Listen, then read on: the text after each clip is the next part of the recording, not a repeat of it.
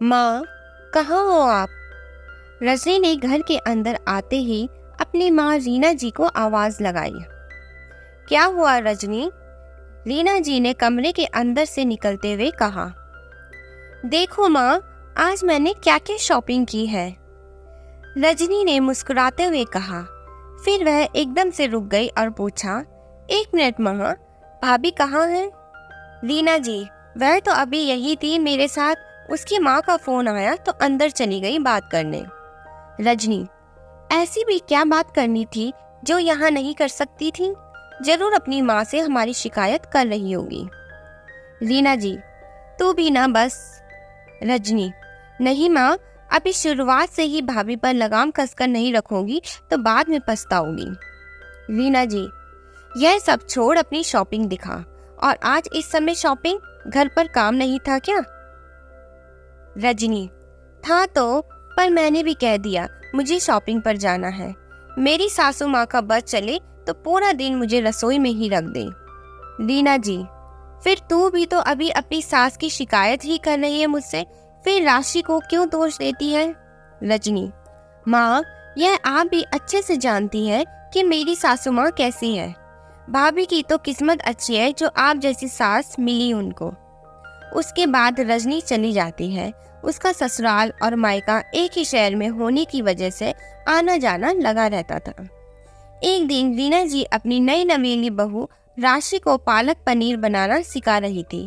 तभी राशि का फोन बज उठा, जिस पर रीना जी ने उससे कहा, जा राशि, बात कर लो।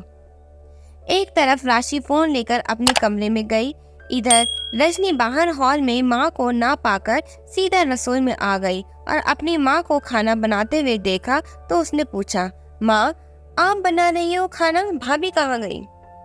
रीना जी, अरे उसकी बहन का फोन आ गया था इसलिए उसे भेज दिया बात करने। रजनी, कभी माँ का फोन आता है तो कभी बहन का, बस सारा दिन क्या शिकायत ही करती रहती है भाभी, तभी तो इतना फोन आता है। मैं तो कहती हूँ अब से आप उसे अपने सामने बात करने को कह दो, पता तो चले कि वह हमारे बारे में क्या सोचती है। रीना जी, बेटा, तुझे हर वक्त ऐसा ही क्यों लगता है कि राशि हमेशा हमारी शिकायत ही करती होगी?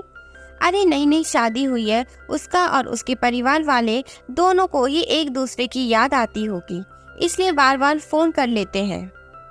रजनी, माँ, आप बड़ी भोली हो, पर सारे आपकी तरह नहीं होते। आपको अगर मेरी बात का विश्वास नहीं होता तो चलो मेरे साथ, चुपके से भाभी की बातें सुनते हैं, दूध का दूध पानी का पानी हो जाएगा। रीना जी, देख बेटा, तू जानती है मुझे यह सब बिल्कुल भी पसंद नहीं।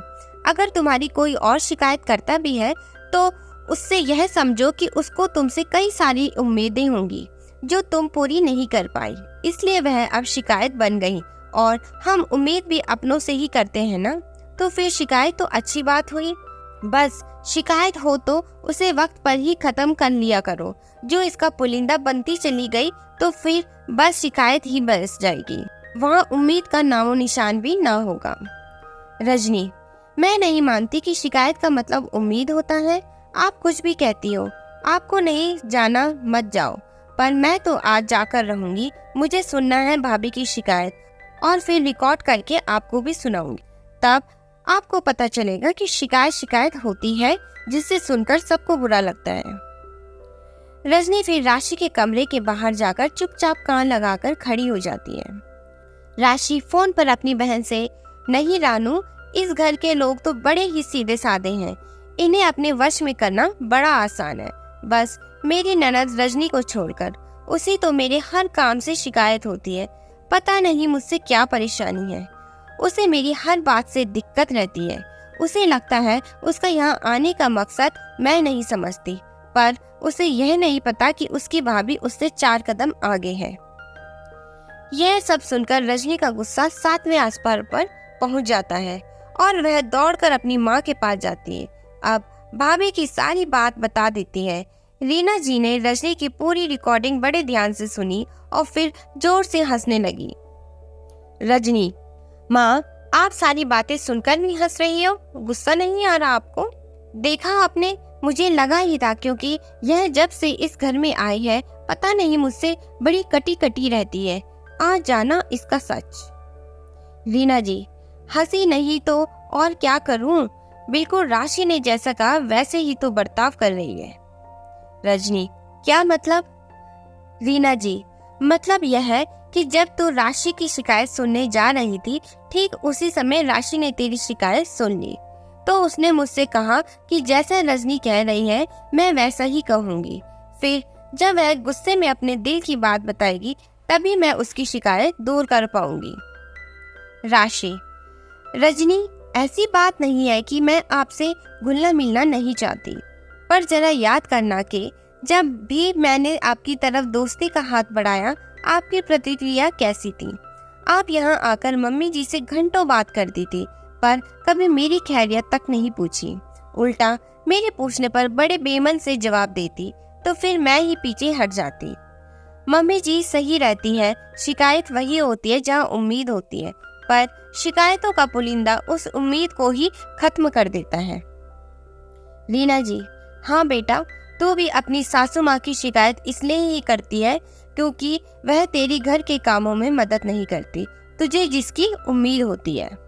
राशि की और अपनी माँ की बात सुनकर रजनी को अपनी गलती का एहसास हो जाता है और वह उस दिन के बाद से राशि और रजनी ननद भाभी कम दोस्त ज्यादा बन जाते हैं। दोस्तों, कभी आपने सोचा है हम किसी की या कोई हमारी शिकायत क्यों और कब करता है?